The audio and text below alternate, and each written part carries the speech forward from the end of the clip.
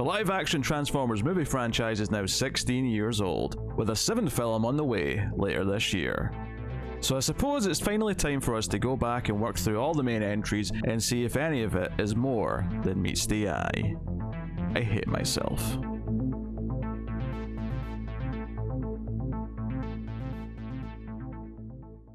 Welcome everyone to the Atomic Cinema Experiment. I am Peter, and joining me as always is Tara. Greetings, citizens.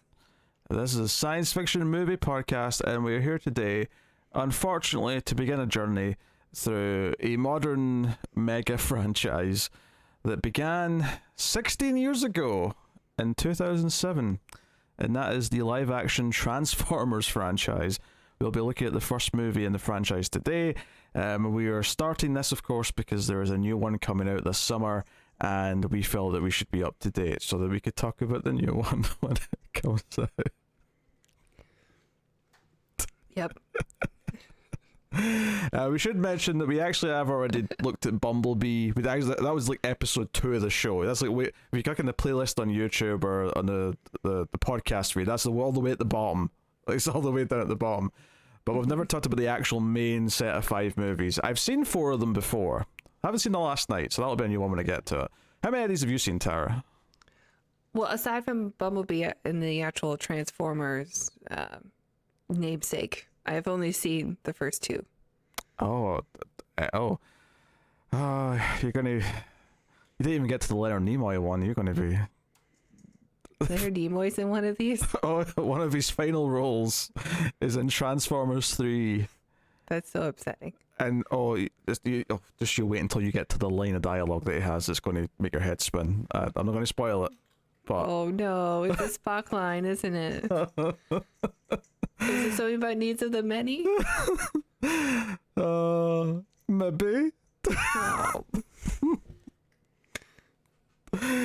Nerd. So we'll get to that. So I mean, the first one I probably saw a bunch because I was 18 when this came out, and like, you know, 16 years is like, it actually is kind of wild that it's already 16 years old. It doesn't feel like it's been 16 years in a lot of ways, but then in some ways, when I watch this now, culturally, I'm like, holy shit, this is a different time. And that's something I think we'll talk about a lot as we're doing. Do you know what it reminded me a lot of watching it? It's not the exact same as this by any means, but it reminded me a lot of how I felt when we rewatched Terminator 3 for the podcast. Like, yeah. a lot of the humor and jokes, I was like, did I ever think this was funny? I couldn't have. I can't remember. I saw this movie 3 times in the theater. Oh. I was really impressed. I mean, I also was like fresh out of boot camp and like pretty high on military, you know. Ooh yeah. This is like one of the first movies that came out that I went and saw in the theaters after that, and so it was like the first military movie I'd seen after, you know, being brainwashed. I mean, I have thoughts on that. We'll get into all these specifics in a bit, but I remember liking it well enough when it came out. You know, enough that I saw it a couple more times at home.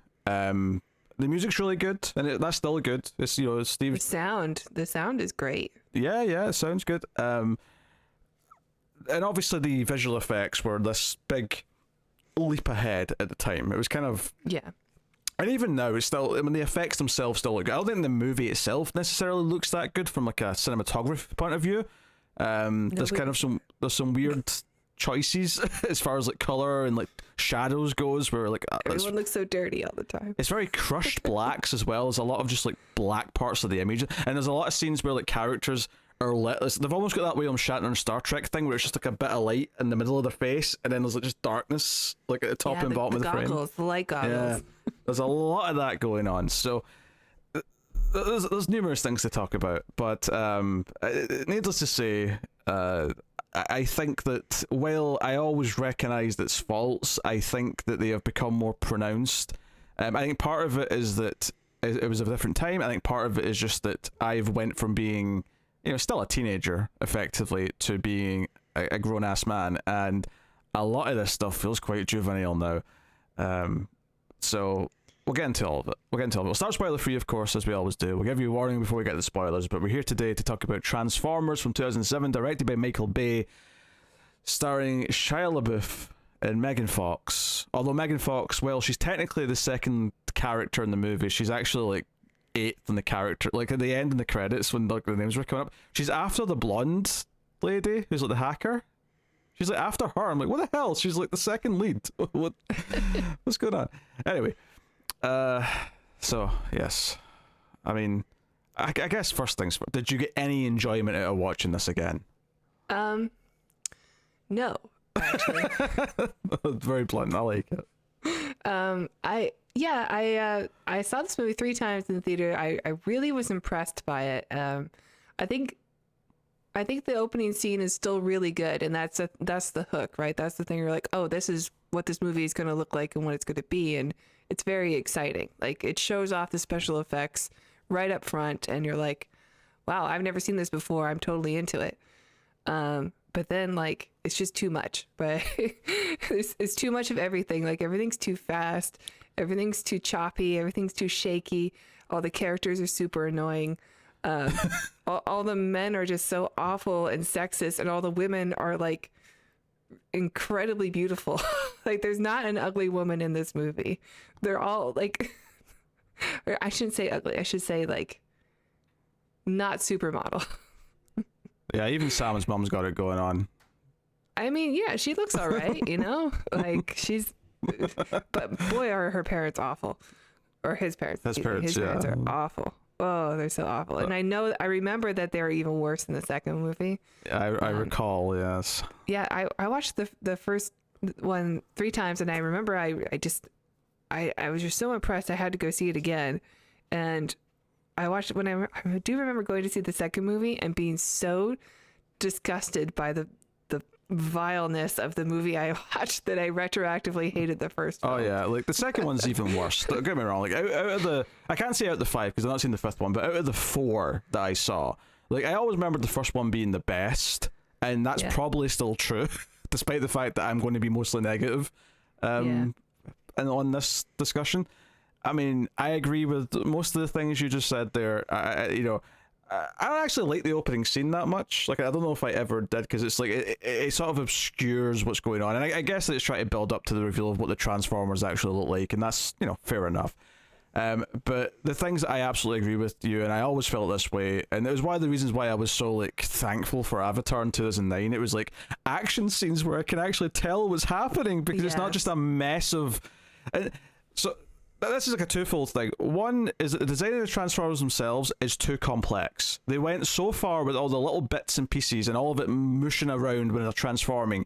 Part of the fun of Transformers is being able to see where the bits go. Like so when you have to, I mean, I never really had that many Transformers. I sort of missed that boat. I was a little bit younger, but we did in our house, but they were my brothers. Yeah, I had the Power Rangers Zords, which were kind of similar, in essence. But the appeal is that you could shift and move the parts, and you understood where each part went to become the more humanoid version, and then back to the truck or the car or whatever it was. Or the gun.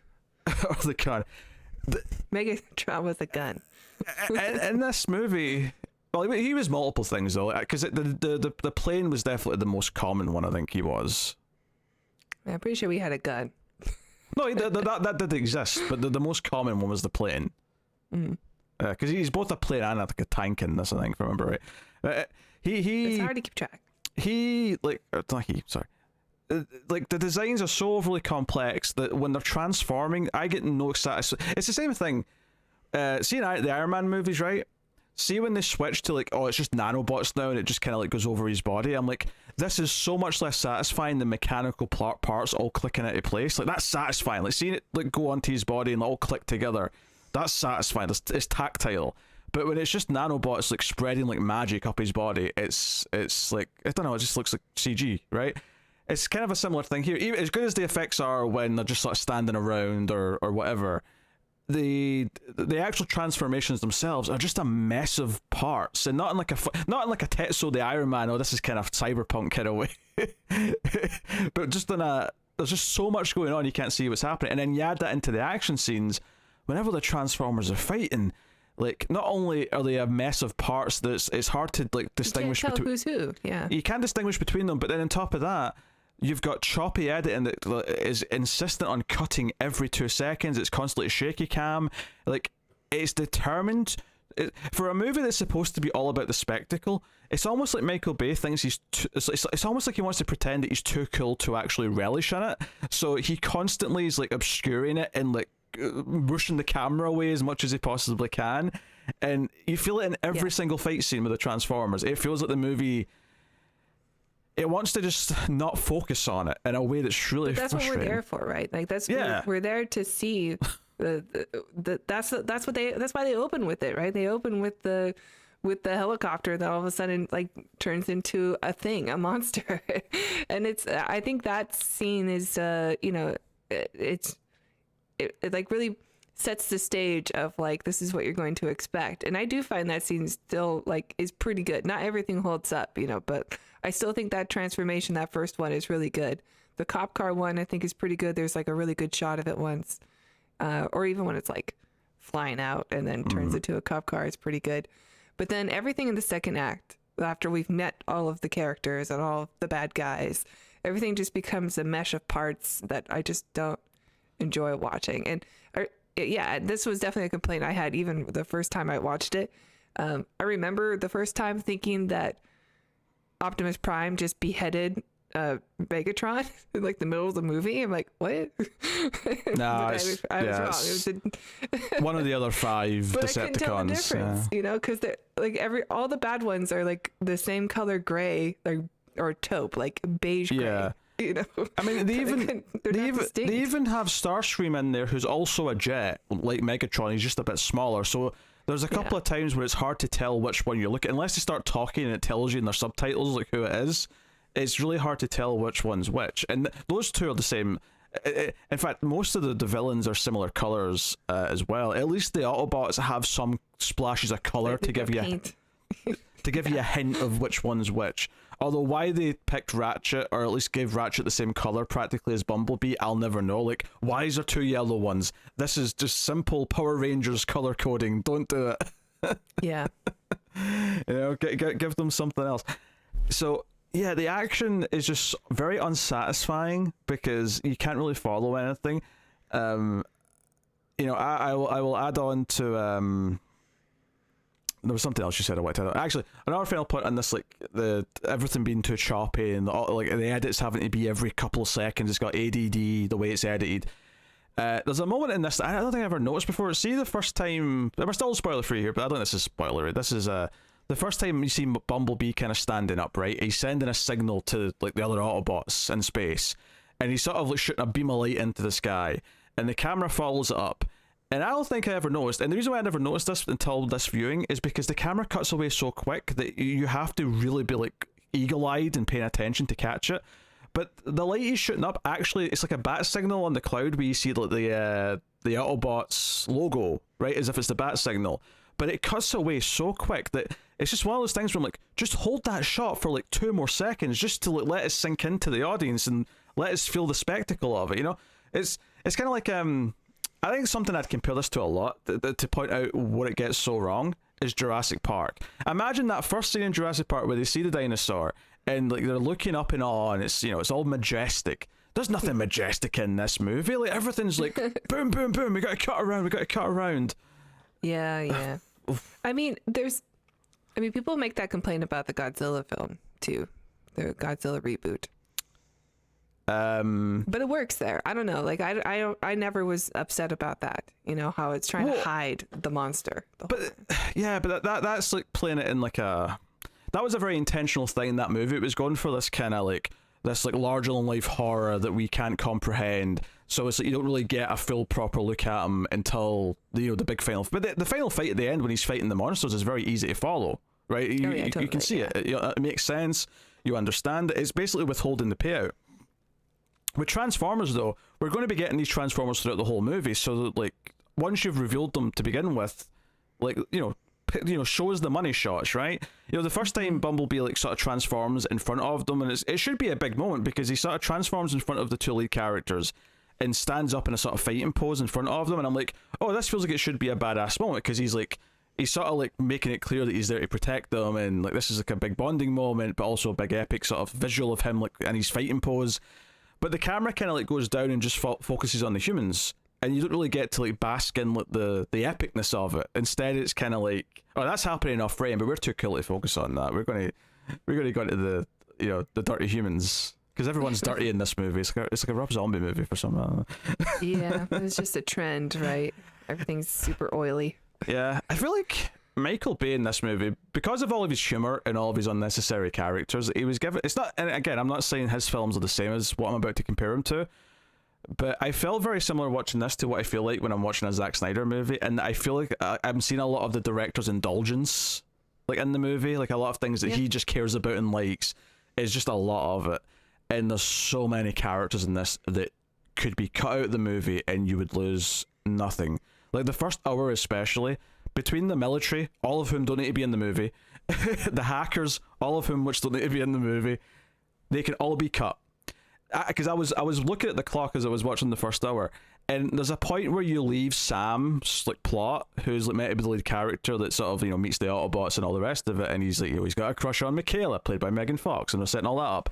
We leave that for like 20 minutes at one point just to do like all this other stuff where there's a robot hacking Air Force One, and I'm like, all of this, we don't need to see any of this.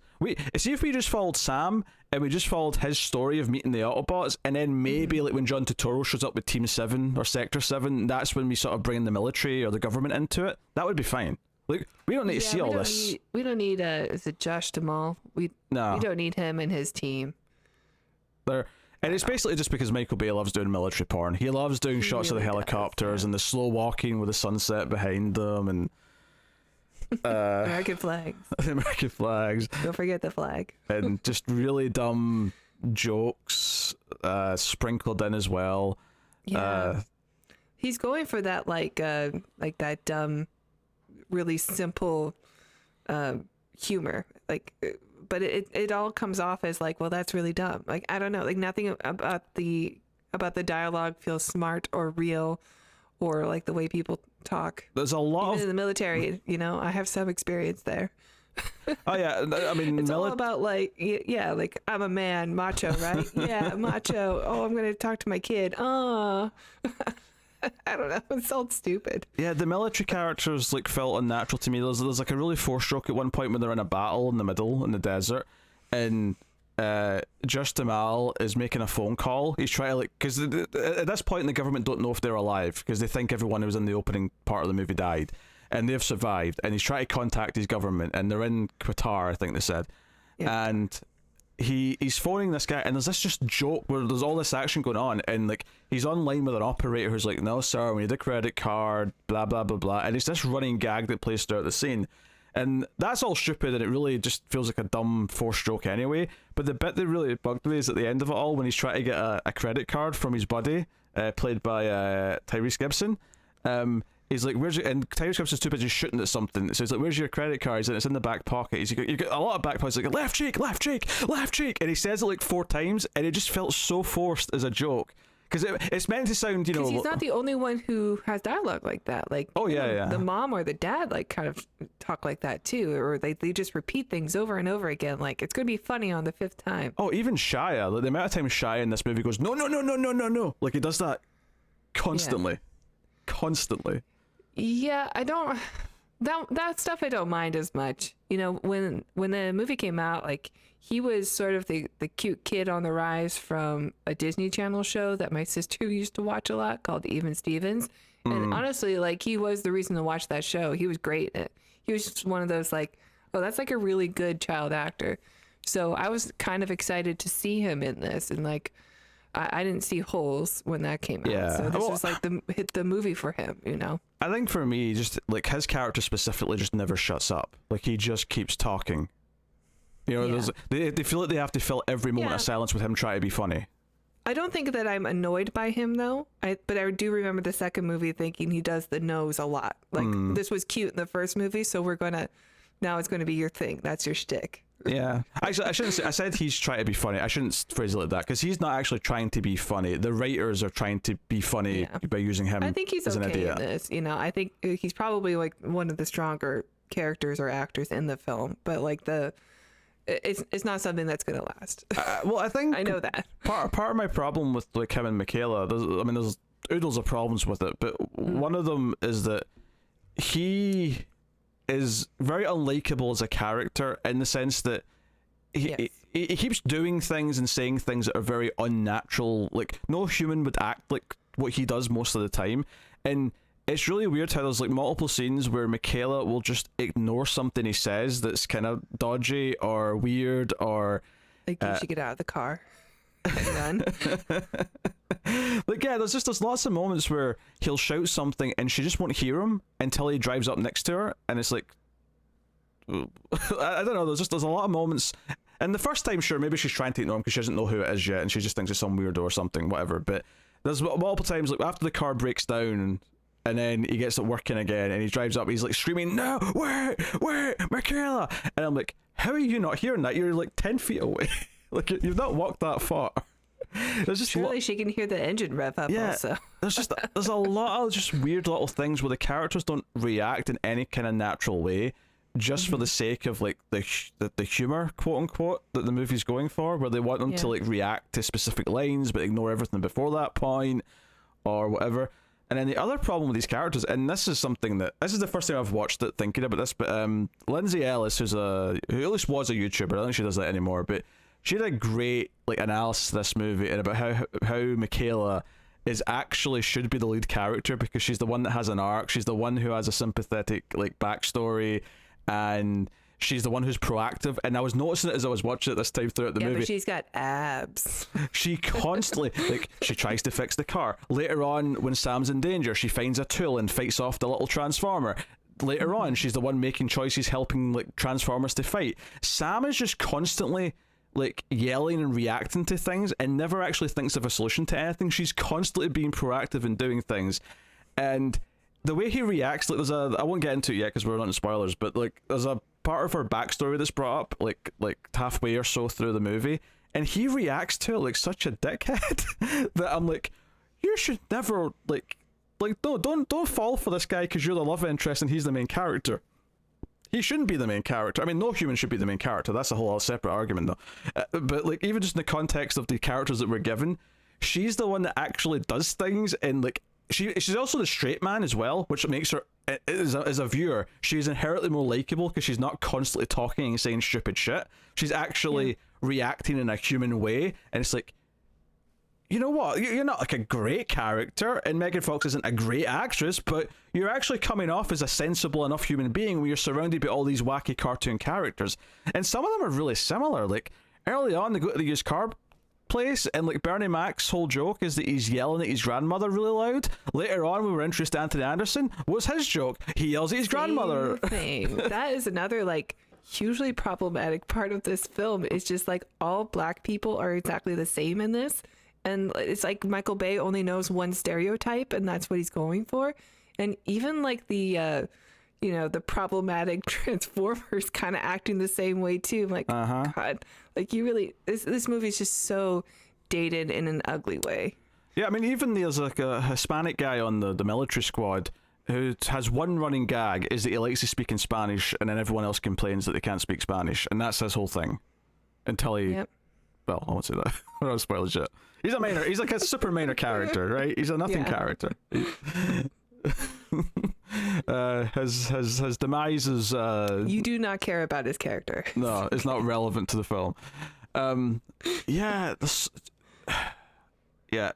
many characters, and because I think there's like multiple ways to like approach the critiques of this movie. I think some of the critiques are saying, okay, based on what they've put in the movie, here's critiques to make it better and function as a movie. And then there's critiques of like, well, these are choices that you should have never made in the first place because you're adapting Transformers. And I think the key thing that I would get to, and I understand why they feel they need to put like a human in the center of the plot, but there's a scene towards the end of the second act, start of the third act, where to me it's the most interesting scene in the whole movie, because it's the Transformers. They're around like and specifically the Autobots. They're the good Transformers. If you don't know Transformers, the good ones are called Autobots, the bad ones are called Decepticons. Right, you're caught up. Right, the Autobots led by Optimus Prime are standing up. I think they're at the observatory, and they're basically just having a conversation with themselves, talking about why they should save Earth, why they should care about human beings, and why this should be their fight. and Optimus is like saying, for multiple reasons, no, we're honorable, humans don't deserve this, we have to save them, blah blah blah. We'll get into specifics when we're in spoilers, but that's kind of the fundamental thing in the comic. And all I could think watching this scene is like, this is by far the most interesting scene in the movie, because this is the one scene, there's no humans, it treats them like characters, because this is the thing, I get why you have to have humans in a Godzilla movie, because you can't really just have Godzilla be the protagonist, but Godzilla doesn't speak. Yes, but Optimus Prime does speak. He's a leader, and he's talking here about how he's like, we can't let Earth pay for the mistakes of our people. Like, we have to like step in and do something. See, if you made a movie about Optimus like sort of like coming to Earth to be like, okay, this is the story of him and finding a new home and wanting to fight for other people to like make up for his mistakes and to make up for like the wars that he's already lost, and he's got these regrets. Like, you could build a whole character arc around that. You could make a movie about that. Like the TV show. I know it's an insane idea. You get the the same voice actor to do Optimus Prime. And he's so good. He is very good. That voice is incredible, and even with the dialogue in this film, like, it just works so well. Yeah, I mean, it is a shame they have him say things like "my bad" when he steps on something. That's like, true. there's some stupid moments, but no, he's great. Like, by and large, the voice acting from him is like. That's one of the things that makes the movie work. Like, you had the music, you had him doing the voice, and that was enough to make you go, I think I'm into this. When he does show up for the first time, it does feel special. Yeah, absolutely. Like, we got Bumblebee and some really cool Transformer like scenes, but when Optimus shows up, it does feel good. Like, this is good. This is finally something showing up. And that's another out of the movie. I swear, if you cut out the military subplot, you cut out all the hackers and like all the John Voight stuff. Comedy. Yeah, all the comedy. You cut all that out, right?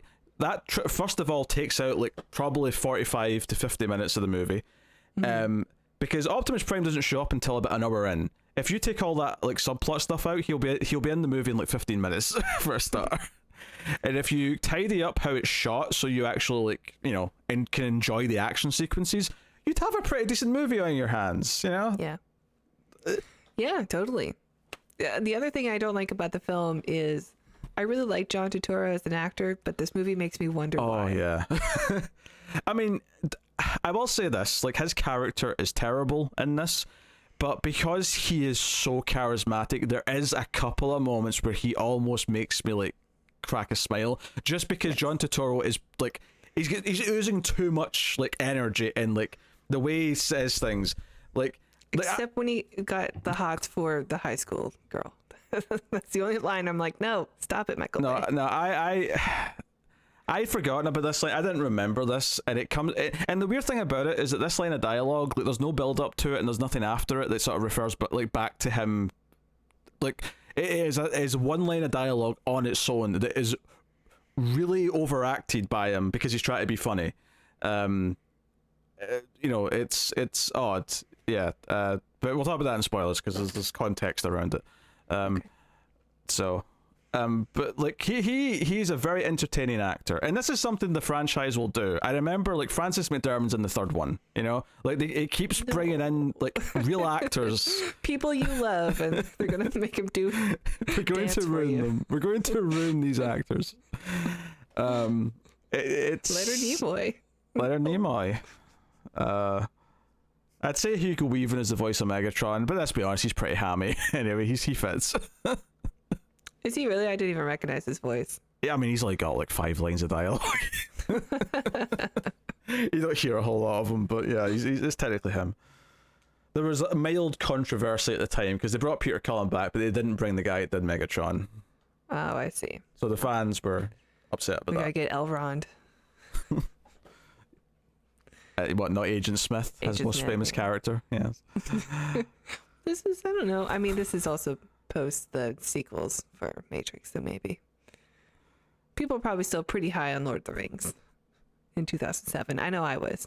I mean, it's 2007. I mean, oh God, I'm getting like flashbacks to Chihuahua, and I'm getting flashbacks to just so many dumb things. Yeah, there's so much. This is probably the first movie that I really recognized all the product placement also. Oh, geez, yeah, it's thick and fat. At one point, there's an Xbox 360, and you hear the turn-on noise that it used to make. Yeah. You know, for people who remember what it was, because they changed it like halfway through the generation, but this was the first like half of the generation, the noise it made when it turned on. You actually hear that at one point. Well, I think that the reason the dog is in it is because they're Taco Bell commercials, and someone refers to the dog as a Taco Bell dog at one point. But yeah, there are Taco Bell commercials where the little chihuahua that would speak, and it would just, "Yo quiero Taco Bell" is the only thing it said. It would just walk up to people and say, "Yo quiero Taco Bell." Culturally, Taco Bell didn't exist here at the time, so I never saw these commercials. But it didn't have a cast on its leg, which I felt really bad for the dog having to work with that. Work with a big fake boot on it. Yeah, let's just say spoilers. I don't know what more I want to say. I want to just go. I have so many things I want to say about moments, scenes. Okay. There's one product placement scene that I like. Okay. Yeah. All right. Well, the movie starts with the best thing about it, which is Peter Cullen's voice. Mm-hmm. And I think they realised this is, we have to put a little tease of him at the start, because it's a long time before we're going to actually hear him properly. So we get a little, like, before time began, there was the cube. Which, yeah, it's not terrible. What, my impression?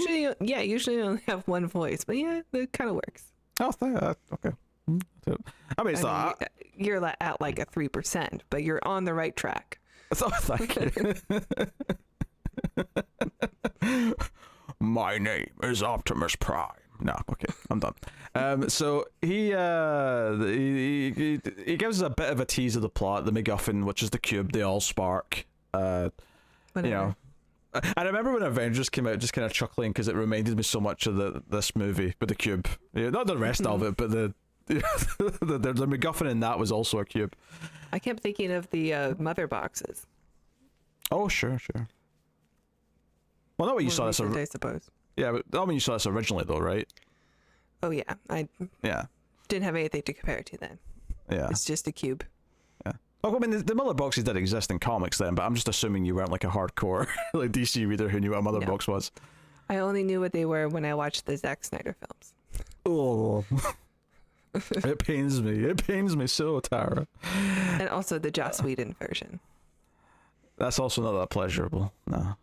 No, it is not. So yeah, we get the military first, and it's quite an extensive sequence of, like, you know, the men coming back to base, and then this rogue helicopter comes in, and obviously it's a Decepticon, and it's kind of treated like a monster movie scene where it sort of transforms up. And I think what was bugging me, there was a lot of like attempts to make the dialogue sound cool in this, and I think that's Michael Bay's big thing, is that he's obsessed with things being cool. I remember, and I like the movie The Rock, right? It's a really fun movie. Like, Michael Bay has made some decent, like, fun action movies. But I remember that when it came out. I remember, like, his reason for wanting to shoot the big, like, finale thing on Alcatraz was just like, oh, it's effing cool. But that was his whole reason, and I'm like, that tells me a lot about your direction. That is, absolutely the kind of movie he makes. He just like, I just want it to be cool. Yeah, I want my movies to be cool. I'm going to put cool men in it in cool uniforms, and there's going to be a bunch of explosions. Yeah, it probably doesn't help that the script for this is by Artsy and Kurtzman, who are just a plague upon the industry. What can we do? Oh dear, you know, you get Star Trek Into Darkness, you got the Amazing Spider-Man 2 under their belt, as well as these Transformers movies. You know, they've been turning out just... Thankfully they broke up, so maybe that's diminished their power a little bit. Although Kurtzman's still doing Star Trek stuff. Yeah, I know. So a little sad by that, as you should. People like Strange New Worlds. Strange New Worlds is good. Strange New Worlds, but, you know, Broken Clock and all that. Broken Clock. Yeah, it's alright. But yeah, because there's at one point, like, the guy in charge is like telling choppers or jets to go out and like see what this chopper's all about, and instead of just saying, oh, there's a you know, unidentified chopper that's not responding, like, he says something like, there's a bogey in the something, and it's not hollering or not. No, it wasn't hollering. It was something stupider, because hollering at least makes sense. It was a lot of slang. There was like a lot of thick military slang to try and sound cool. And I'm like, A lot of acronyms. yeah, I'm like, surely it was just easier to just say it in English. Like, you need terms for certain things. Don't get me wrong. I'm not saying you explain it like I would, where you'd go, oh, there's a helicopter, you know, out here that's kind of scary. Whiskey Tango Foxtrot. Yeah, it's like we need to sound like the military, so we're going to like say a bunch of shit. Yeah. There's a lot of jargon in it, and I don't think I kept up with it either. So yeah, so lots of destruction. It sets up the one thing that's meant to make you care about Josh Duhamel's character, which is that he's got a little girl baby that he's not seen before. He's not met her yet because she was born when he was away in the military. We all need to sympathize with him because he's a new father who might never see his daughter. hot model wife. Well, he does say we made a good looking baby to her. Yeah, well, they're both very beautiful. Oh dear, it's so funny because when you see them use phones in this, you're like, oh man, that's how long ago this franchise started. Is that they're old like Nokia phones and stuff? It's, you know, there's no smartphones yet. It's just right before that happened, so Yeah. we're not right there, quite there. A lot of that going on. Which that actually reminds me, one of the worst things John Turturro actually says in this movie is, for no reason, when he's showing them what the energy of the Allspark can do, and he gets the phone and puts it in the little box, he's like, Nokia, those Japanese are sick. They are the way of the samurai. And he just like really overdoes it, and then like obviously one of the other characters is like, Nokia's from like Finland or Swedish, one of, you know, so somewhere in Scandinavia. Yeah, I don't remember the exact location, but it's just, again, it's one of these really weird, random, like quirky. You like John Turturro? This movie will test you.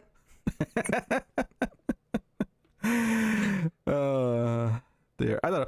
I did kind of enjoy a little bit of his first appearance, where he just comes into the house and like he's got such a way he asserts himself. He's smug. Yeah, he's got a smugness that I can enjoy to a point. Until he gets pissed on. Yeah, Bumblebee lubricates on him.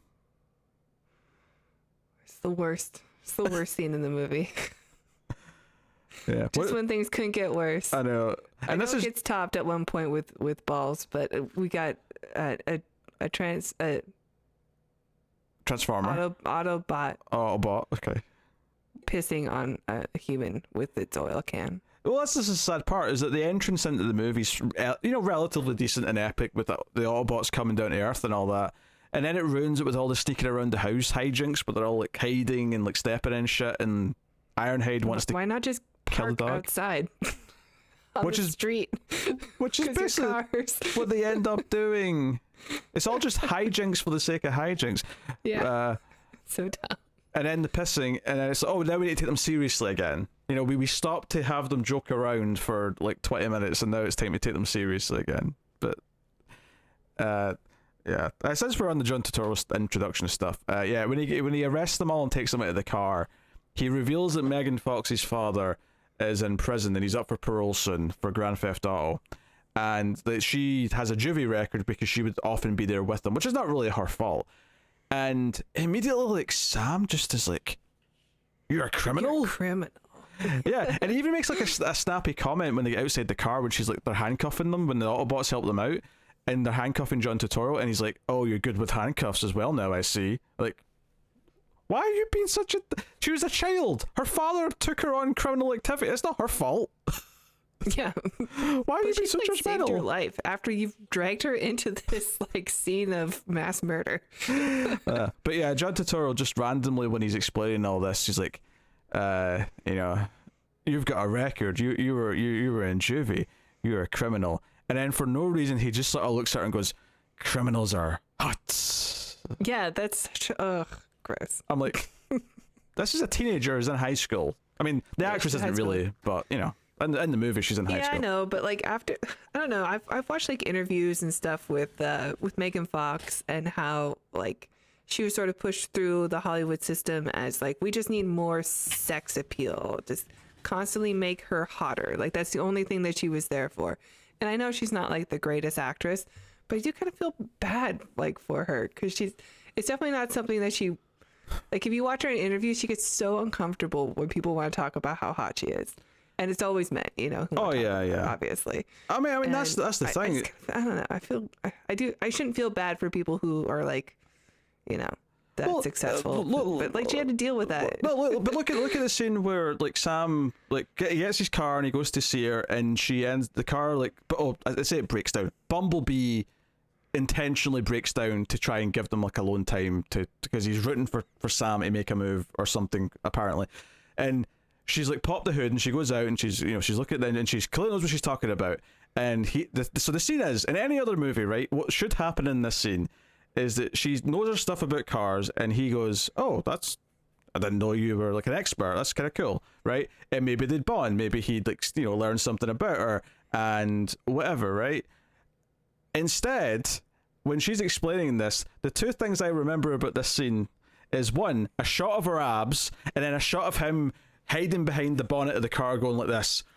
And for the audio listeners, I bit my fist. Yeah, that's what he does. Like this is the part of the movie where it's revealing that she actually has a character and she has interests and she can do things. And the movie's kind of meta, huh? And all the movie's doing is saying, "Look at how hot she is." She is. Honestly, the only sex-related joke in this movie that I thought didn't feel forced is when Ratchet, the medical Autobot, brings up his pheromones and says, and it's not a great joke, don't get me wrong, I'm not going to defend it that much, but he says, "Oh, due to his pheromones, it suggests that he wants to mate with the female," and then they just kind of look awkward. I actually think that in a vacuum, if the rest of the movie played them like normal human beings, that joke could actually be quite funny on its own. because sure. Of course he does, right? He's got the hots for her. That makes sense.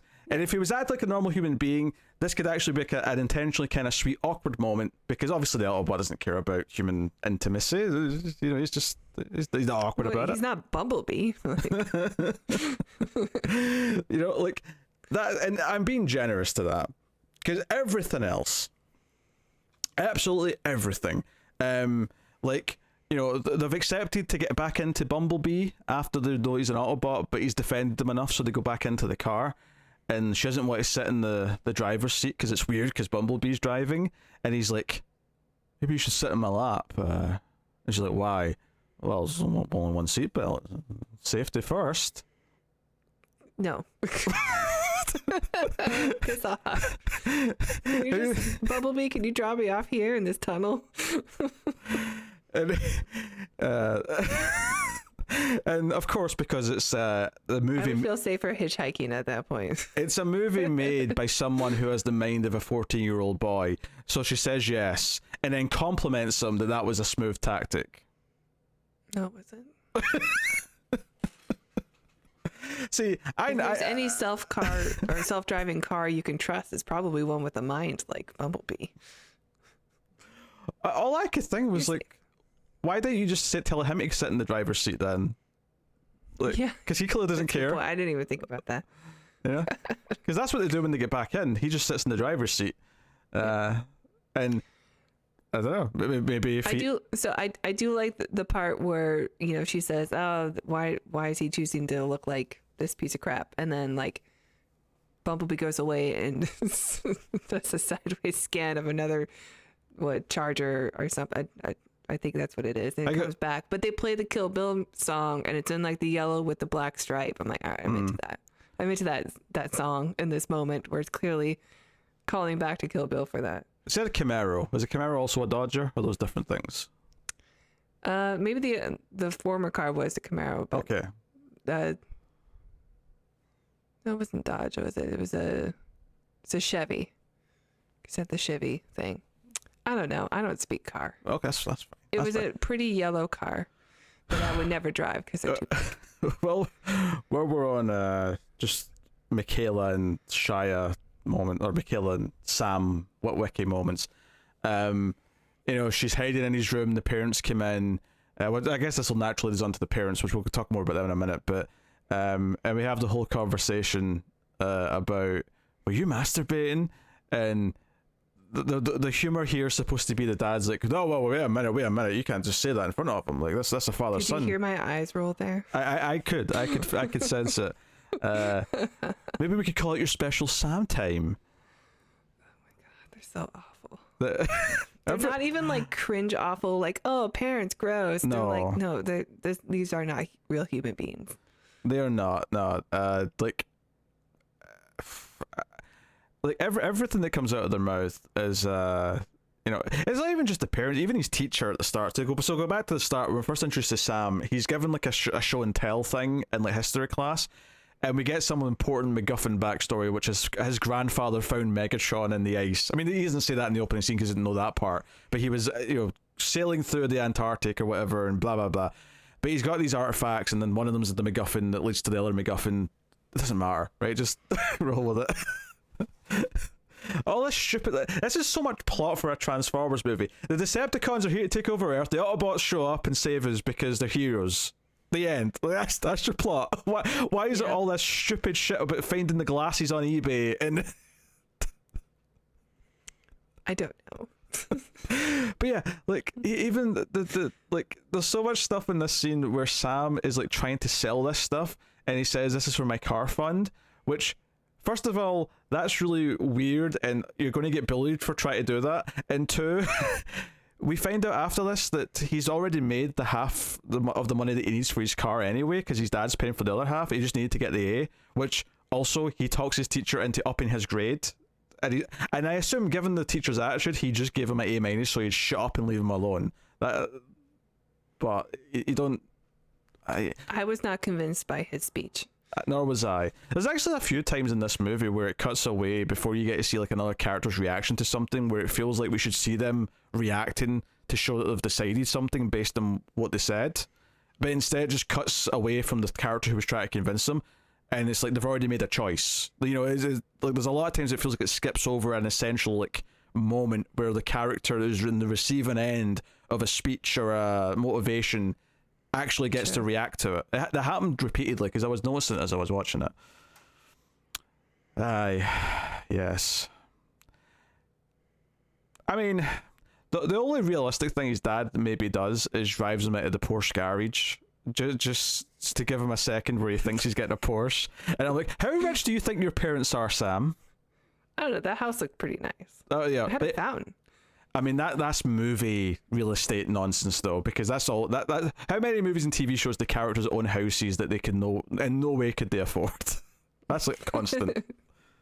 The famous example is the apartment in Friends. It's like this is like a big apartment in New York City. This thing should cost. Yeah, I mean at least Jerry Seinfeld was like a celebrity. Yeah, yeah. But how's Kramer affording the one across the hall? Well, that's a constant joke in the show. Too. Yeah, true. That's true. I'm just using that as the example, but yeah, it's a constant thing. It's George you gotta wonder about. We see him at his job. He's got we always see him getting Vandalay Industries. Not Vandalay. There's a good at least like season, if not more, where he's unemployed. Oh, true. Yeah. Just looking for work. Yeah, there's a whole season where he's trying to sell a TV show about him and Jerry to NBC. To Bob Balaban. To Bob Balaban, that's right. And then one of my favorite Hollywood names. Yeah, and George compliments his daughter's chest and gets caught. And wait, let's talk about this more. Well, Seinfeld's really good, which is why I think we're naturally gravitating over to it. Oh dear. So yeah, there's so much setup to all this shit. There's a whole scene where the little boombox transformer is on Air Force One and is like running around the plane to try and hack into the military like network and hide from super hot ladies who have to get the president some ding dongs. Yeah, I thought when John Voight showed up, I'm like, oh, he's the president, but he's not. He's like Secretary of State or something. Oh no, the president. We only see his feet and they obscure his face, and I feel like they're probably they're trying to do Bush. They're trying to do Bush, but I thought he sounded more like Clinton. This is 2007, so yeah, it would have been George Bush. No, it's definitely it's definitely Bush they're going for, but like it sounded more like a Clinton impression to me. But no, they were definitely going for Texan over Alabama, but they are very close to each other. I think they're next to each other. I don't know. I drove through both of them, but I don't remember. But he wants order. He wants ding dongs. It's kind of weird because like Michael Bay loves his military porn and clearly loves all that stuff, but at the same time there is a couple of snipes in this. Like at one point a character says, "I will bet my obscene government salary that this is going to happen soon," and I'm like, that almost feels like Michael Bay's trying to be mildly political. But he loves like all the military stuff the rest of the time that I'm not even sure. Well, they're off defending our country. Oh sure, of course. Oh dear. Yeah, so and also this is post 9/11 where everybody's pretty hyped on like the military. So we're introduced to his parents. We're introduced to Sam having the hots for Michaela, and he's got he's like, I've got a car now, great. Now I need a girl. So he goes got a checklist. Yeah. Actually, I don't want to skip over the used car thing too quickly because I mean Bernie Mac's got his sense of humor and whatever, and like, or the writing. I really like Bernie Mac, or I did, rest in power. But yeah, he's but yeah, in this it was just too much. Yeah, I've got no ill will towards like him as an actor. I just mean like the character he was really in this funny, movie. yeah, for sure, but not in this movie. I actually don't, because I always remembered how this scene ends because it has that joke ending where Bumblebee makes all of the other cars, like all their windows shatter. Should be a big deal, right? It should be a big deal.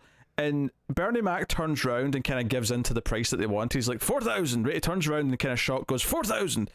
And all I could think was, why do you think all these window smashing is got anything to do with the fact that you were negotiating with these guys about this car? Because, like, why would you correlate the two together? Yeah. I don't know. I guess I was thinking, okay, well, now it's his only car that he can sell, so you better sell it. But also, doesn't that make the value of the one car you have go up? I do like, though, that he acknowledges he has no idea where the car came from and just kind of has to pretend that he knows its value. that felt like a natural, like I can imagine a used car salesman finding a car. He's like, I don't remember having this. I'll sell it anyway. Could be some guy like just parked it there to go grab some chips or something. Yeah. So he gets a car. He takes his friend. He's got Sam's got a friend character who you only see twice in the whole movie. And the first time is when he goes to the lake party and his friend, for no reason that I can discern, starts to climb a tree. I like that. I like that character. He's the best character in the movie. Don't say that. He's great. He's just like, there's a tree. I'm going to climb it. He's not quite at the, he's the same age as Sam, but he's not like girl crazy. So he's just still doing his kid thing. Which is ridiculous. Which is ridiculous because it's all like 21-year-olds playing teenagers. So he looks like a college student, but he's not old enough yet to be at the girls. Like, whoa, did you just climb that tree? There's this. I got this feeling that Michaela, obviously she feels bad that Sam's a little bit bullied by her douchebag boyfriend, who, by the way, disappears after this scene. It never comes back. Because it really feels like they're setting him up to like be the butt of a joke in the third act. That's what it feels like, and he never comes back for whatever reason. That's okay. There's far too many characters in this movie. That is absolutely true. That is absolutely true. But we kind of mentioned that Sam offers her a ride home after she has a fight with her boyfriend, and did you notice the air freshener that says biatch in Bumblebee? I noticed the Bumblebee. I didn't notice what it said. It's even worse now that you've heard what it said. I hate it. Yeah, of course you do. You're a human being with taste. Of course you hate it. And he's so excited he had a girl in his car, and it goes relatively well. And she obviously clearly doesn't like that when he's picked on.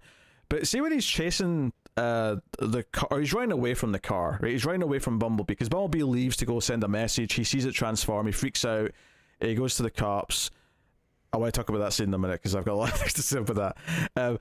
But he's chasing the car on his mum's like pink bike, right? And they want the joke where he's riding the pink bike, and he like crashes and burns like right in front of Michaela's at a Burger King with her friends. they're sitting eating Whoppers or whatever they're doing, and he crashes the bike and lands in front of her, and it's just coincidence that she's there, and she's like, "Hey Sam, that was awesome," and I was like, "What is this pity? What? Why did you think he was doing something to impress you?" Like, don't get me wrong, he's the idiot, he's the crazy stupid loser in this movie. You're the more realistic person by this movie standards, but it feels like this doesn't feel like a love interest who might fall for this guy. This feels like someone who's looking at the main character like he's pathetic. I was going to say like mentally ill or something, like she's like, "Oh, that's really awesome, like you did a good Really job." Awesome. You know? She delivers it like that's absolutely fascinating. Like he's a kid who's done something, like he's giving you the worst drawing ever, but you have to pretend you like it because they're a kid. Mm-hmm. Like, "Oh, that's awesome, Sam. That was a cool stunt you just did." Yeah. The worst is that she like tries to follow him to see if he's okay. And when she's in the zone of danger, he jumps while she's on her He tackles her. Yeah. And puts her without wheels in front of a dangerous machine that's going to kill them both. Like, oh, if only I had some wheels to get away from this monster. So he's unlikable, he's unrealistic and just like annoying.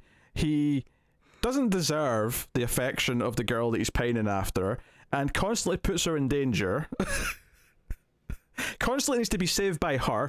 He's not saving toxic. her. I don't think he saves her once this whole movie. She's constantly saving his ass, which would be fine if you were doing like a, if that was the point, like, you know, Big Little Trouble in Little China, where the main character thinks he's the main character, but he's not really, and that's kind of the joke. But that's not what the movie's doing. The movie wants you to take Sam Witwicky as the main character. He's meant to be your protagonist. Oh, god damn it. Anyway, yeah, to rewind a little bit. So there's a scene where, because he's reported his car stolen and the cops like pick him up after he's like been running away from Bumblebee, like this cop just like grills him, and like it's just nothing but like all these weird like nicknames for drugs. He's like, "Are you on this? Are you on that? And are you looking at my gun? Are you eyeing up my gun? Because I I'll forgot about this character.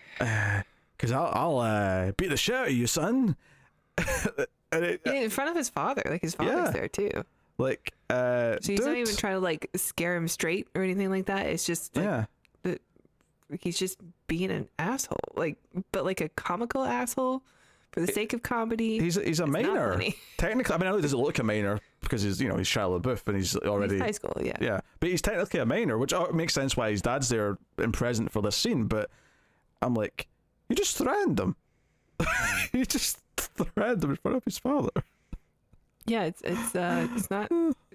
This guy needs to turn in his badge and his gun immediately. He's a loose cannon. Yeah, because the dog's got like pills, like pain pills. And he finds them and it says the dog's name, which is like Mojo. Yeah, he's like, "Mojo, is that what you call this shit? Is that all the kids are doing these days?" Like, no, it's a chihuahua. And I'm like, what is this scene? This is just a nonsense comedy scene that is just like everybody's trying to do like their lame tight five for like the comedy store or something. You know, it's really bad. It's just it's like 2 minutes of time that is just a waste of everyone else's time. The 2 minutes this scene occupies does not need to be there. It doesn't advance anything. It doesn't tell you any of the story. It doesn't enhance the characters or enhance it accomplishes nothing.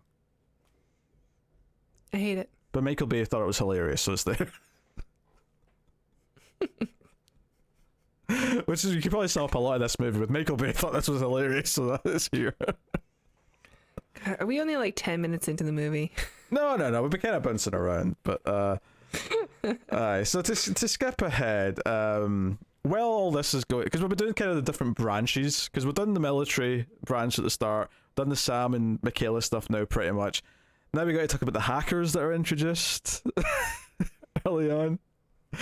So when the first Decepticon attacked, there was like a signal when it was hacking into the mainframe or whatever, and they assemble all of the bright young minds who are computery people. This also feels supermodel.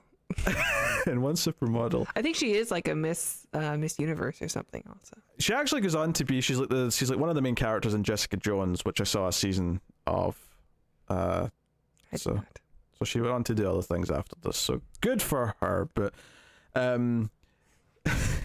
yeah, it's that was actually the weirdest thing. See, later on when they actually like meet the other characters, and they barely interact, but there's like a little moment in the helicopter where like Sam and Michaela are there and the hackers are there. I thought it was weird that Sam, like, why are you not melting in front of this like hot blonde? Like, I feel like you should be like saying something stupid like you've been saying to Michaela all movie. No, it's just Michaela. At least you're loyal. At least your eyes aren't wandering. you only have every woman in this universe is like incredibly attractive. So, but yeah, so even this part felt dated to me. This idea that only young people are computer experts. I think even for 2007 that feels quite dated. oh yeah, totally. But yeah, all the brightest young minds in computers. So we get Rachel Taylor, the hot blonde. We get the guy I know from Dollhouse and Cabin in the Woods, who's like there with her. He's only in like 2 scenes, but he's there. And then she's like, looking at the things and figures things out, and at one point sneaks into a meeting with the Secretary of Defense, and he's got like a room of military generals and stuff, and she sneaks in and like sort of interjects, and I'm like, you can't just sneak into a room that's like this high profile. Yeah, it's just like, it's okay. I have something I need to ask him. Like, And do you not have like security guards? and she makes such a leap here, where she just jumps to, this signal, like even a quantum computer would take like 2 years to do this. It must be some sort of organic form of like hacking, some sort of organic electrical being. And I'm like, that is a leap. Like, you've not even seen any evidence yet of a life form, and you're jumping to something that's alive is doing this. Mm-hmm. So John Voight Yeah. quite rightly says, okay, that's enough from you toots, out you go. And I can't even blame him. Go into the other glass room where you can clearly just see and watch everything that we're doing. Why are all the walls made of glass in this top secret area? It's a lot of good questions. It's a lot and she ends up stealing the data because only one hacker on the planet is good enough to like decrypt this. And she sneaks out with this information, which is classified above top secret and all the rest of it. She hides it in her blush case. And that felt a little bit like, oh, I'm just going to pretend to be powdering myself. No one will question that whilst we're all been recruited into like a top secret base. We're all doing computer hackery all day. If it's Michael Bay's universe, then no one would question it because everyone's sweaty. You got to powder up. And then she goes to Anthony Anderson, who yells at his grandmother, his cousin's playing Dance Dance Revolution or something like that, I think. Yeah. And Again, you like Anthony Anderson? Or we're gonna test that. my grandmother don't like anyone on her rug, especially the police. Oh boy. That's not even the I didn't remember that line. The line that I actually did remember though is when they're sitting in an interrogation and they give them the plate of donuts, and Anthony Anderson like eats through the whole plate of donuts and goes, see, this is their tactic. They give you some food, and if you don't eat the food, that means you're guilty. I ate the whole plate. It's not funny. I like the follow through of like the next scene. He's got Pepto with him because he ate the whole plate of donuts, and it's not acknowledged. It's just a visual gag. Oh sure, yeah. I appreciate Simple. that. Yeah. Yes. Yeah. Which I suppose is at least better than, of course he can eat all the plate of donuts, he's fat. At least they said, no, this is too many donuts. he's made himself ill because he ate too many donuts in one sitting. That's actually a bit more restraint from Michael Bay than I would have expected, to be honest. Yes. And of course, none of these characters have anything meaningful to do in the entire third act. Of course they don't. And the military are technically in the action scenes, but they don't need to be there. Like, it's this weird thing. Like, we have to show that the military helps out and like is equal to winning as the Autobots are. And I'm like, I don't care about the military. Piss off. I'm here for Optimus Prime and his comrades taking on the bad guys. Honestly, what would have made the movie so great is after the big battle at the end, if all the skyscrapers just crumble down because of all All the giant machinery just crashing into all the buildings and the planes. There's jets just going through skyscrapers. Which everything's okay. This came I up. would have loved to see the whole city just crumble. This came up before they started recording, because you said, yeah, that battle in Los Angeles at the end, and I'm like, oh no. They specified that this was a place called Mission City. George Duhamel says that Mission City is only X number of miles away from the Hoover Dam, and we'll get into all that. Don't worry. Yeah, okay. And I'm like, yeah, that's convenient that this is some like not unnamed, but like some. And I'm a DC fan. I love fictional cities, but this just feels so weird to throw one in the third act, and otherwise the real country. You know, right, yeah. There's nothing in this that suggests there's fictional cities until he just says, "Oh, Mission City's this way." Like, wait, what? Where's that? And it's not like if you tell me, "Oh, there's a real Mission City," but it's really just a small town. No, that's like you said, looks like Los Angeles. It looks like LA. There's skyscrapers. There's tons of big buildings and shit. Like, it's clearly a major metropolitan location, and they tear it to hell in the big third act. Oh dear. Oh yeah, we've been dancing around because there was some stupid stuff in the middle we had to jump to with the John Turturro's like perviness and the pissing and stuff. Did you like the joke that his underwear has his sector name but in the Superman emblem? Did you enjoy? Did you think that was funny? Was his boxer shorts like Oklahoma or something, like the musical? Did you catch what his boxer shorts were? I didn't see what they said. It looked like I would have described them as like some sort of like Hawaiian shorts with like a sort of beach looking setting I thought on it it. looked like the poster of Oklahoma. Yeah, it was meant to be funny, regardless of. No, I didn't think it was funny. Oh, not did I, but that was clearly the intention. I mean, you could just stuck with the classic like heart boxers. Plain white t-shirt.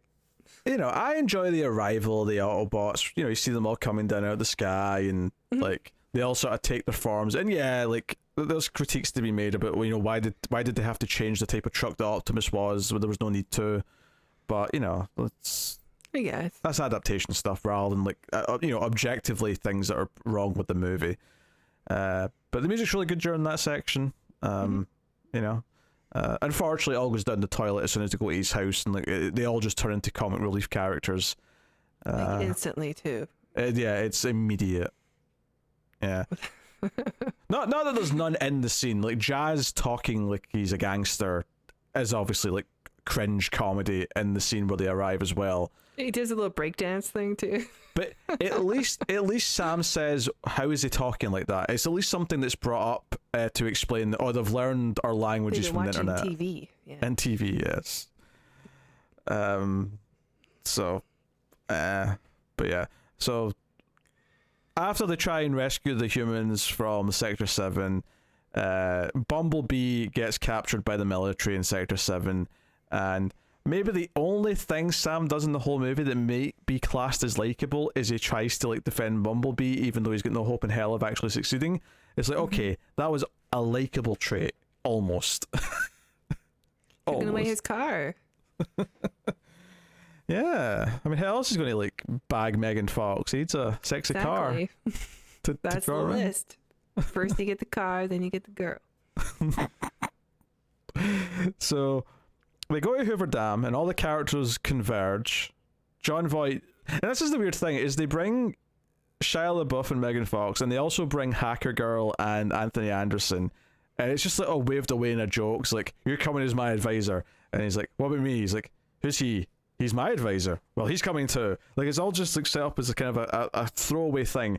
And you get this thing where they're taken in as a room with the Secretary of Defense, who's been showing all this for the first time, and then you've got these teenagers and this like college hacker and whoever else, and they're being like told all of this information that we have been told is above top secret. The Secretary of Defense did not know this. The current president did not know this.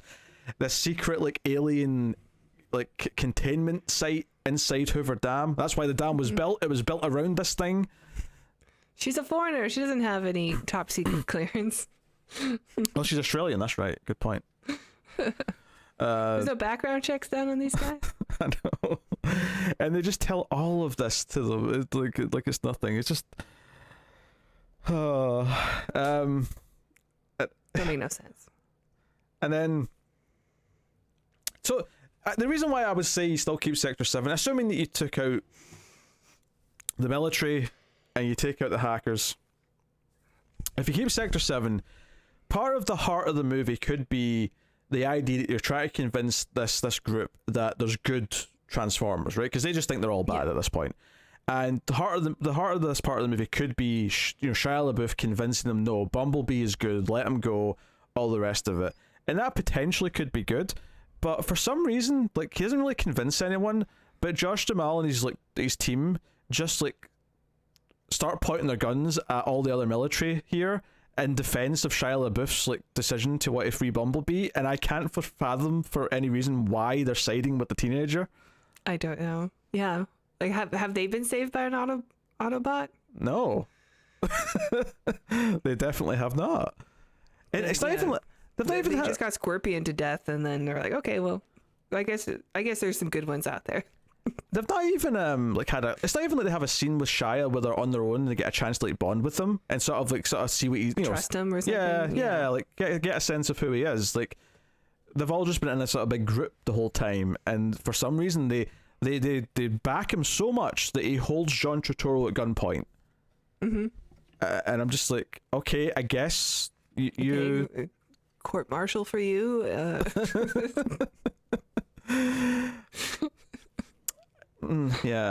So not only is the Allspark down here, but so is Megatron. He's been frozen in ice ever since Sam's grandfather found him many, many years ago. So it should have been a warning against global warming, right? It should have been. I don't think if the ice melts, then Megatron's going to be on the loose. Well, that would make sense if he was still in the Antarctic, though. I think the reason why he like thaws out here, because they're keeping him cold, I think it's because the little robot turns the stuff off and frees him. You're right. Yeah. I forgot that they had Megatron on their base somewhere. Yeah. They were pumping him. It was like an ice rink. They were pumping him with ice. Okay. Are they in Area 51? No, they're in Hoover Dam. Hoover Dam. They're in Hoover Dam, and they have Megatron in Hoover Dam. Yes. Because Area 51 wouldn't be too far from Hoover Dam, and that would make sense. Aliens. It would, but they're definitely in Hoover Dam. you even see him fly out of Hoover Dam when he escapes. Okay, yeah. So definitely Hoover Dam, which I could not have told you was in Nevada. It looks like Nevada. But the reason why I know it was in Nevada is because when they're walking in, there's a clock that says above it Nevada time, and I went, oh, I guess Hoover Dam's in Nevada. I've learned something today. Yep. Oh, dear. Honestly, anytime I see Hoover Dam, I just think about Universal Soldier, because like the entire opening of that movie is a big set piece set in Hoover Dam. I watched that movie, actually. What? That's going to be an ace movie. How dare you? So, you've seen it. Well, yeah, but you hadn't. We could have had your first. It could be an ace movie. Yeah, but I saw it when I was a kid. I didn't know I was going to do a podcast. I didn't know what a podcast was when I saw Universal Soldier. You should hold all science fiction movies until the Ace review. I do now. Well, you should have done it retroactively. Podcasts haven't even been invented when I saw Universal Soldier. Movie reviews were a thing. Siskel and Ebert were a thing. Yeah, but the ego on me at 5. Oh yeah, do you know what? I think I'll not watch any more movies because I think I'll have a TV show one day. You cannot hold science fiction TV shows and movies from me just because we have a podcast. I will not accept this. I'm just saying it'd have been nice to get your first time reactions to it when we got around to doing it, but okay. Well, I don't remember much, so maybe you still will. Well, I watched it earlier this month. Oh, it was recent. Okay. Yeah. Yeah. Oh, yeah. What were we talking about? Oh yeah, Hoover Dam. Yeah. Aye. Megatron wakes up. The Autobots, show up. They're all going to the city, and what gets me about this whole like section, right? Obviously, you get the big action scene on the highway, and there's some okay bits in there. You know, Optimus Prime actually has these like because one of the big complaints of that Optimus in the movie, other than just looking too complex in general, is that he's supposed to have like the metal, you know, bit over his face. You know, like that's what Optimus looks like, and he actually does have it sort of pop out, and he has it in this fight in the highway. But then, but most of the time, you can see like this metal mouth moving, which is, you know, and yeah, why not have the shield, the guard on his mouth? Yeah, I don't know, because well, every time they were asked about it, like Bay or whoever would say, "Oh, it doesn't work in a movie," blah blah, and then Bumblebee comes out with the G1 designs. It's like, no, all the Optimus scenes in this work fine with the face like it is in the cartoon. So you're just a dick. You're just a dick, and every time I get mad at one of your movies, I remember that time he was doing like a presentation for like a TV at like CES. Oh, he had like a panic attack or something. Yeah, and he just like walked off midway through, and that just brings me comfort. I just think of him like feeling uncomfortable and having to leave the stage. That's not nice. Especially whenever I'm reminded of Pain and Gain, because I freaking hated that movie with every fiber of my being. Yeah, it was okay. I've seen a few of his films outside of Transformers to be like, maybe he's still got it, because I do also really like The Rock. Kind of sci-fi, also. The Rock. Pain and Gain? No, The Rock. Oh, The Rock. Okay. Oh, I thought you meant the actor. Those little green balls of death. This kind of sci-fi. I thought you meant the actor, because The Rock's in Pain and Gain, so I didn't naturally follow on to the other movie. No, I do kind of like The Rock, although my Rock hype has, you know, fallen quite a bit in recent years. But he's been in some turds. That's always been the case, though. So, like from the start of his career. That's true. But yeah, I saw Pain and Gain, and I saw, is it 13 something? The 13 hours. That might be it. The Secret Soldiers of something. Yeah, and everyone's like, "Oh, Michael Bay's back. He's making great movies again." And I went and watched them, and I went, "No, not yet." Waiting. I like The Rock, and I like Mark Wahlberg. No, the movie The Rock. I mean, I like the movie The Rock, and I've not watched either of them in a long time. I did like the Bad Boys, the first two Bad Boys when I was a kid. I don't know if they hold up. They might not. Yeah, I don't know. I've not seen them. And I did like Armageddon when I was younger too, as dumb as it may be. But everything after that I've seen, not so much. I don't like Armageddon. I never liked it. Yeah. Well, I was 10 when it came out. Give me peace. No. Give me peace. No. What do you mean no? You should have known better. You were 10. Double digits, you should know better. Well, if you're an adult and you still like Rocket Man. Yeah, that's a great movie. Come on now. Written by Craig Mazin. Don't shove that in my face. He got better. He learned his craft. He learned from his mistakes. Anyway, so yeah, that's big. So this big, like, so they're on the highway, and then they get into the city, and there's a big fight in the city. And the key thing in the middle of it is that Sam's given the Allspark, which has been shrunk down, and he's holding it, and it's like, hey, you're a soldier now, you have to get to this roof of this building and like hand it off to someone in a chopper so the military can get it away from the Decepticons. And I'm like multiple of these Decepticons can literally turn into a jet. Like, why do you think it's any safer if you get it to a helicopter? And of course, as soon as he gets to the helicopter after a big chase, like immediately Starscream just blows the helicopter up, and it's like, oh well. Also, why give it to a bag of meat of a human? Yeah, that also doesn't make much sense. Meat versus metal doesn't take much.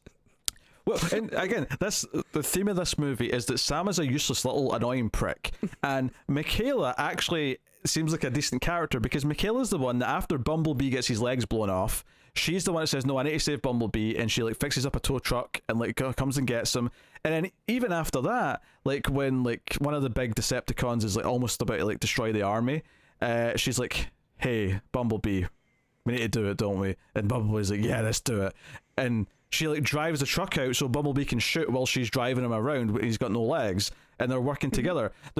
She made a heroic choice to be proactive and try and save people. You know, she's kind of awesome. She should be the main character of the goddamn movie. And Sam Witwicky should be nothing more than this weird dweeb that keeps trying to get her attention that she, you know, has to save constantly. Oh man, like it's so annoying, like, because right before he runs off with the cube, like, you know, they get the big dramatic shot where the sun's behind him. She's like, no matter what, I'm glad I get in that car with you. And I'm like, why? Yeah, I know. Oh, you could be so safe right now. Although the world might have ended without her.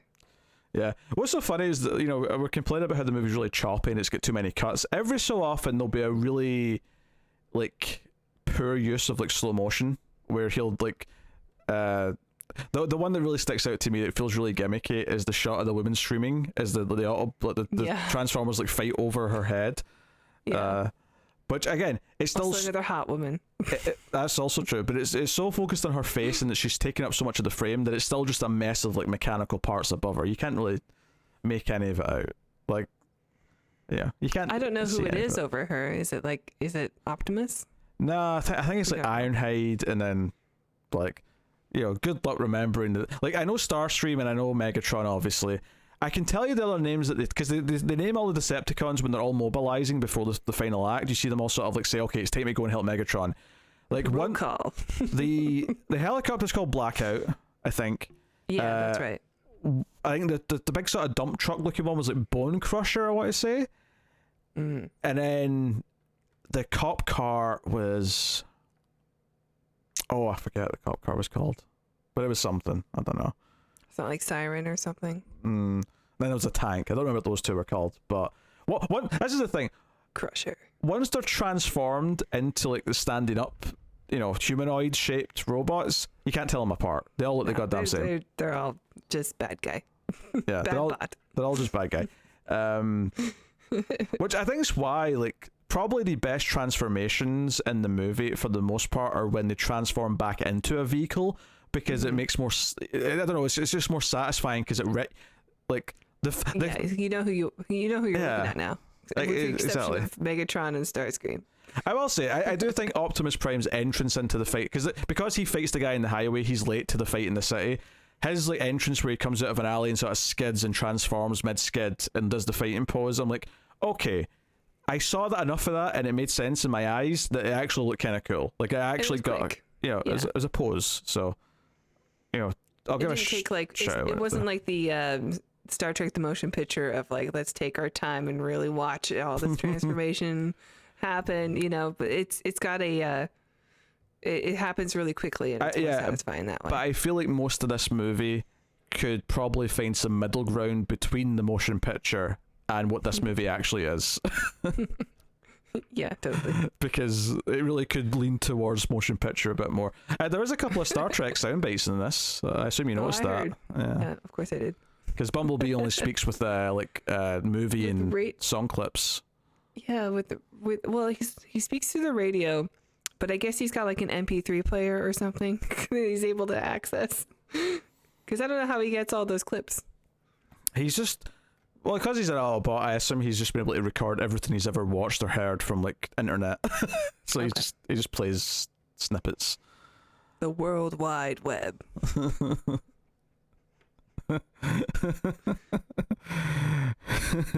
Are you Sam Witwicky? The funnier one though is when the evil cop car Decepticons like, are you Ladies Man 271? That's right, yeah. Where is EB item 5479992 in there? Like, what? Where are the glasses? Yeah, they should have done more of stuff like that. I would have loved if the Autobots showed up and they immediately tried to negotiate with, like, the cars on display rather than, like, the people. Why wouldn't they? Why wouldn't they just talk to the vehicles?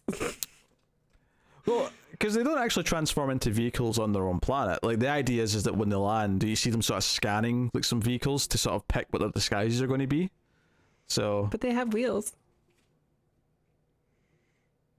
Do they create the wheels, or, you know, Optimus always has like wheels down his arm or something, or his legs. Yeah, but before he like sees the truck, I don't think he does. See when he comes out the pool, can you get the big sort of like, you know, the choir comes in and the little girl's like, oh, "Is you the Tooth Fairy?" Anyways, he's getting up. I don't think he does have wheels at that point. I think the wheels are created once he's like scanned the truck and okay, this is now So the what he's. wheels are metal? That's a technical question. I don't think the movie's thought about too much. Because well, it makes sense. Because I mean, in the cartoon, I think they already have like their disguises. But I guess it makes sense that why would they like look like a truck on Cybertron? Like why would that be like their other form? Easy to get around. Well, yeah, that explains maybe why it has wheels and they can move around. But like, why would it look like an Earth truck? Why would it look like something that was made on Earth? I don't know. I did watch the cartoon when I was young. So I think the movie's trying to sort of get this idea across that they can sort of pick a disguise whenever they go to a new location, and you know that's the one he's picked. You know, because that's what Bumblebee does effectively as well. He scans the car in the tunnel and becomes a flashier car. After Megan Fox insults his tailpipe size. Hey now. I really can't. Does Bumblebee have the hots for Megan Fox? Maybe, I don't know. We're gonna get a T-Tane sequel. Yeah, that movie sucked. I mean, I'm glad I didn't go down that route because I feel like there'd be a lot of juvenile humor to like mine from one of the Transformers having a hots for a Earth human. That would have been the better love story though, than her and Sam. Not if it's romantic, but I get what you mean. Yeah, if it's like more of like a. Well, hell, I mean that's what Bumblebee like kind of. That's what that went on to do. Kind of was, you know, Haley Steinfeld in the car. Maybe it's a bit of an apology. Like this is Megan Fox should have been the star. She should have had the car. She should have had Bumblebee. So we'll do it with Haley Steinfeld. Yeah, who was a better actress? More of a Herbie. To be fair, you know. Yeah, definitely. Which, you know, actually that's the other thing is that it kind of does that thing where it insults the original design because in the used car place, like there's a, you know, Bumblebee's like original type of car is like next to it, and like, you know, oh, we don't want that. It's a bug, right? Yeah. It's like, oh, we don't want that shitty car. That's terrible. Like, you know, it's kind of mocking the cartoon design. You gotta be cool. Yeah. Well, also like having the, I don't know, it is because Herbie the Love Bug was also you know, a bug, so a Volkswagen Beetle. Mm-hmm. So you don't want to copy it too much. Yeah. Yeah. I don't know. I don't know what your point was there, but yeah, it's fine. We'll move on. It was just too similar. You know, everybody knows Herbie. Oh, you think there'd be a problem if they're like, oh, that's just too much like Herbie. They're ripping off Herbie. Yeah. Okay. I mean, I don't know if that's why it was picked in the cartoon when it came out. If that's why they picked that type of car. Maybe it was a Herbie. Yeah, maybe. Because Herbie's an old thing. It's a very distinct looking vehicle anyway. Yeah, because Herbie goes back to like the 70s and 60s, right? Something like that, yeah. It had the, I think her name was Haley something, the Parent Trap girl. Don't know. So whenever the original Parent Trap was. Yeah. Yeah, those movies were cute. I liked them growing up. So, yeah, Megatron almost kills Sam. Optimus Prime catches him, fights Megatron a bit, and Sam was told to put the cube into Optimus Prime's chest, which would kill Optimus Prime, but it would destroy the cube, and therefore it couldn't be used to transform Earth electronics into evil Transformers, which we see a little bit of. We see a vending machine start like spitting out cans at people. We see an Xbox 360 turn into a little Transformer. But Sam, in a moment, right, you know, where he has this choice to like almost kill Optimus Prime to save the world, realizes that he's right underneath Megatron and says, "No, I'll just put it in his chest instead." And that's how they win. Sam wins the fight, everyone. He did something. And you know what's so funny is that Bumblebee's voice is fixed in this final scene where he's like, "I wish to stay with the boy," and he's like, "If that is his choice," and Sam's like, "Yes, I want to keep my cool car," and they retcon this immediately because obviously someone decided they loved the gimmick of Bumblebee speaking in like movie clips, so the rest of the movies, as far as I can remember, all have him speaking like that. So I guess I mean, his voice is a little disappointing also. it's whatever. I don't know. Oh, and Jazz died. One of the Autobots did die. No, not that one. Not that one. He has barely anything to do. I mean, most of the Autobots do. It's just Optimus and Bumblebee that have all the actual like dedicated time. Yeah. Which is fine. You have to focus on one or two, really, but I don't know. There's ways to do like an ensemble of a supporting cast if you feel like they have a bit more impact. If I could actually like tell them apart easily when they're walking around, that'd be a start. Right. Cut the cast by about 70%. Yeah, like I say, all the military characters gone, all the hackers gone, all of the military officials pretty much gone. Maybe keep Sector 7 for plot reasons, but for them, I mean, even if you don't rewrite anything and you just like re-edit this movie, you could probably improve it quite a bit. Not that it wouldn't be great, like it'd still have problems, but you could probably solve a good number of the problems with just simply editing out a bunch of shit. I agree. Yeah. And the movie's pretty long, but it definitely feels really long when you're watching it. It's 2 Especially hours when you're not 20. into the humor and stuff, so the pacing just kind of shuts down. You're like, just move on, get back to the robots. Like, I can't.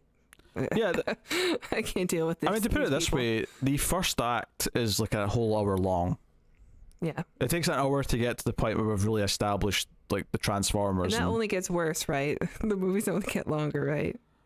Yeah, Aren't pretty they all much. like 3-hour epics? I don't know if they actually hit 3 hours, but yeah, they're all like 2.5 hours. But none of them are short, from what I remember. Yeah. So, buckle in for that. I only remember the second one, and I remember it being like, if you thought Jazz was like kind of a problematic caricature, just wait till you get like are they Mexican ones or something? The next one with they're like the two smaller cars. I don't know if I remember it's Mexican, but it's like two smaller cars that have a lot of like back and forth that I know people had a lot of complaints about. Probably very rightly so.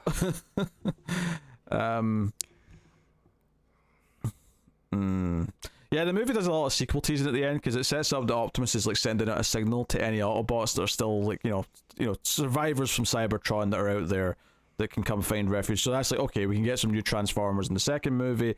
It shows Starscream. I don't know if you see the mid-credit scenes, but there's a couple of them. Oh, I actually turned it off before. As soon as I said Michael Bay, I'm like, done. You didn't miss much, but it's so the last one. I'll probably remember when you say them. Yeah, I did see it in the theaters. The last one is just a shot of Starscream flying up as if he's going to go get reinforcements. So he flies up out of space. So it's like, okay, that's how the villains are going to come back. Blah blah blah.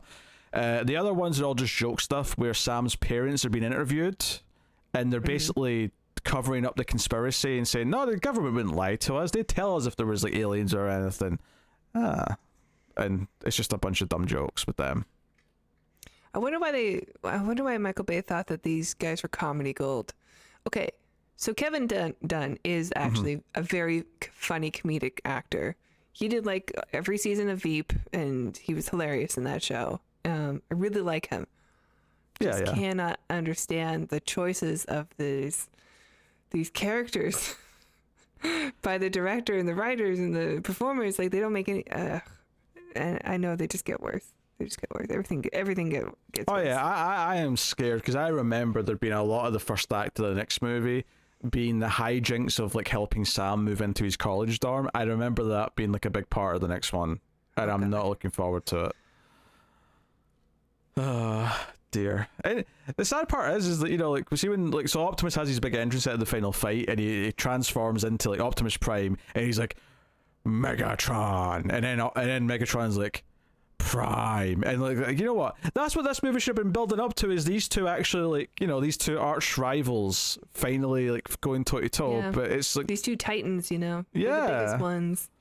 But it just, the movie undercooks like all of the actual characterizations of the head Transformers that should be the focus of the movie. And I get that part of the reason why is a money thing, because then you'd have to have them on screen even more, and that's why we have to focus X amount on the humans. But I just, like, if that's the case, then at least, you know, do better than Sam Witwicky.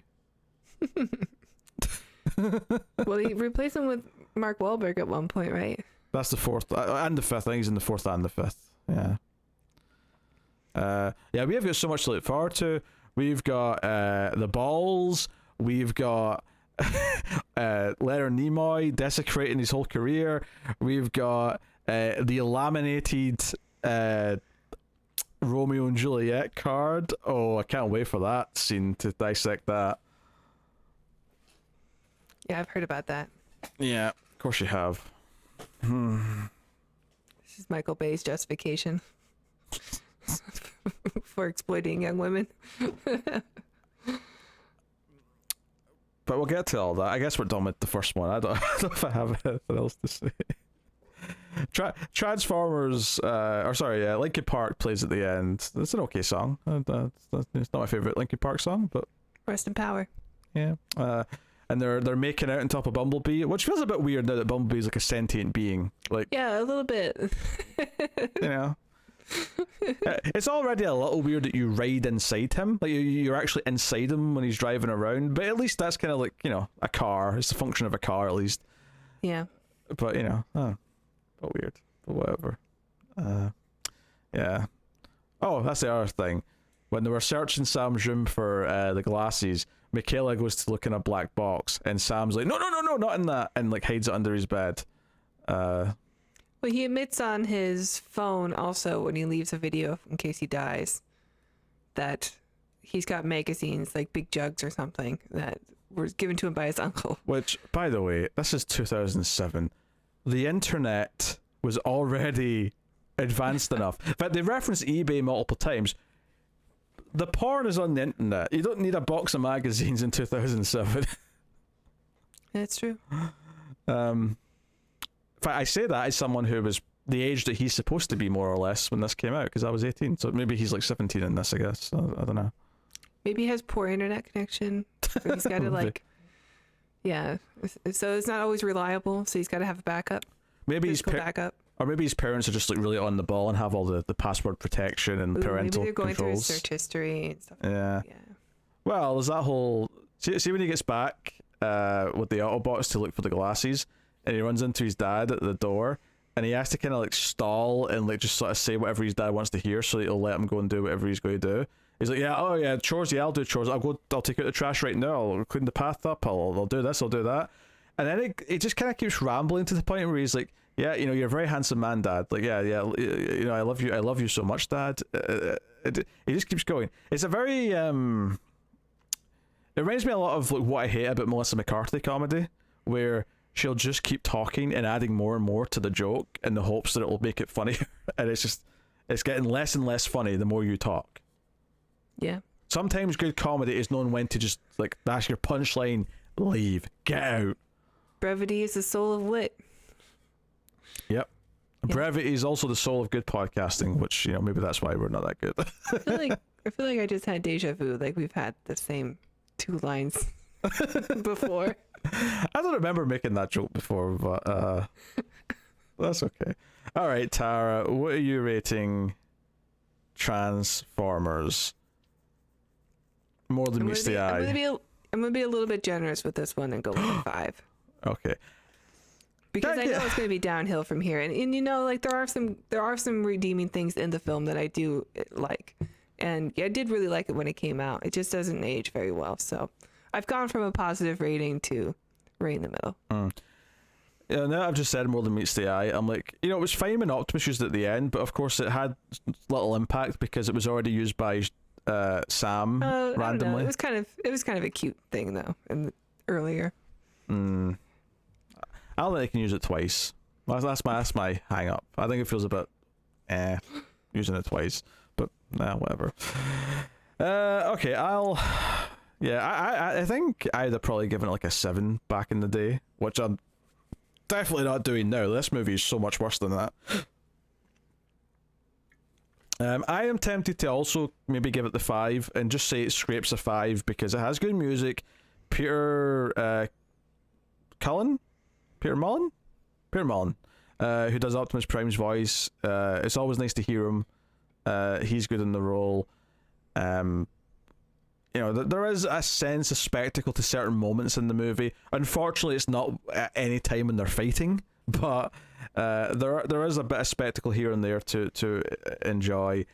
Obviously, the reasons why it's no higher is because all of the terrible comedy, which only gets worse in the sequels, but it really is quite gobsmacking going back and watching it now and being like, this feels so juvenile, and Yeah. I can't imagine. Like, that's the thing, you know, I saw this when I was 18 originally, and you were even, you know, well, not that much older, but you're a bit older than that, right? And I think it shows you that, I think when you're 18, you think, oh, I'm an adult now because I'm 18. And I think watching this now in my 30s, it makes me go, you know what, nah, there was still growing to do. There was still growing to do, because I am looking down on a lot of this so much now. The other movie I saw a bunch of times right out of boot camp was 300. They were both out at the same time, and they kind of, you know, have that same, like, directors just want to make things look cool and oily. Zack Snyder, I mean, that's who I was comparing it to earlier. Yeah. And I was never that fond of 300, you know, I saw it in the theater. Also, Grindhouse came out at this time too. Yeah. I like that more. That appeals to me way more, though. And yeah. Obviously, totally. it helps that, you know, those directors, especially Tarantino, like, is just like, you know, like, don't get me wrong, he is kind of self-indulgent in some ways, but I love his self-indulgence. Like his style, the way he handles scenes and draws out scenes, I think adds to a lot of the build-up and tension and all that stuff. I know. I've been watching the because I've been packing. If people haven't noticed, my home is looking a little bit bare. And I put on the Hateful Eight extended edition, and I just stretch it out. Give me more, thank you. Every scene. That's a good point. Next episode of the Ish, you'll have a different background, I think, right? Yeah, probably. Yeah. We might be able to squeeze in one more, but I don't know. I got to pack up my computer eventually. Yeah. I think there should be at least a meltdown for the patrons from this place still, and then next regular episode will be I'll be in Mission City, California. No, Mission City's in Nevada. Come on, pay attention, Tara. All right, that's I'm trying to remember if, like, they have fake cities for all the final battles. It's almost like they want to, like, do all the destruction, but then not have to explain why, like, New York and LA are like destroyed in the future. So it's just like, it's Mission City. It's I don't know, Recon City. Springfield. Oh dear. Anyway, that's our discussion on Transformers. It is not very good. Possibly maybe even really, really bad. Yeah. But there's a direction we're going to go after this, and, well, the room is there. The ceiling is very high above this. Like, there's a lot of room to go up. And yet, next time, not next episode, but next time we come back to Transformers, we will be going down a slope into Revenge of the Fallen, so look forward to that.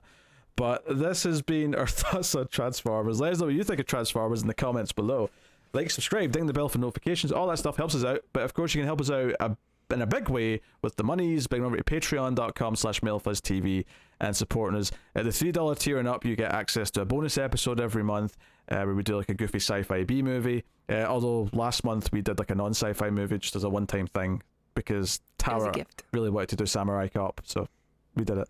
At the $5 tier and up, you get access to the Ace Meltdown, which is a show where we just sit down once a month and talk about all the different movies we've been watching that weren't for podcasts, that were just, you know, movies we happen to watch. We also do, like, and we do a sci-fi movie quiz for each other at the start of that as well. So plus there's bonuses for all the other content. There's a back catalogue of episodes of both of those things now too, especially the bonus episode. We've got like 40 plus of those now on Patreon. And we're going up to, I think the next Meltdown will be number 6. So there's a little back catalogue of that starting to build. So by all means, go and check that out, and check out the other shows that we have, such as Screams After Midnight that I do with Tim, the horror movie podcast, or the Collector's Cut that I do with David, which is where we work through franchises and, like, you know, like a theme of a subgenre, you know. So we just did 70s disaster movies over the course of January. We're doing all the Turtles movies in February, that kind of thing. So go and have a look. Obviously no sci-fi or horror, because they go to this show and Screams After Midnight. So That about does all my plugging. I suppose just thank the Patreon producers. I'll do that Yes, before we wrap please. up. We So love them. Thank you very much to Tyler Hess, Cindy Palacios, David Short, Board Now, Christopher Moy, David Brown, and Al Treisman. And of course, thanks to everyone who supports all the content. We appreciate it. Thanks, So, guys. thank you very much for watching or listening. We always appreciate it. Keep watching sci-fi and computer add salsa.